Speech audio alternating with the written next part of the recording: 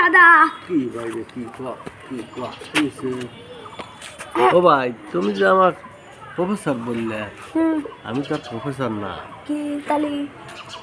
আমি হলাম assistant professor. শোনো, বেসরকারি কলেজে চাকরি করলে প্রফেসর হওয়া যায় না। অনেকেই হলো তারা করে, কলেজে চাকরি করলে কয় প্রফেসর, কিন্তু প্রফেসর অনেক বড় পদ।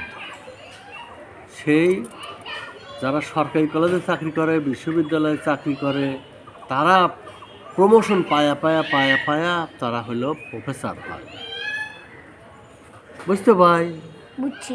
আচ্ছা, একটা ভুল ধারণা আছে যে গ্রাম অঞ্চলের বা কলেজে চাকরি করলেই প্রফেসর হয়ে যায়। তা হয় না। সেবা চাকরি করলে প্রফেসর হয় না, যাক তাক প্রফেসর বলা যায় না। বুঝছো ভাই? বুঝছি। আচ্ছা, ঠিক আছে।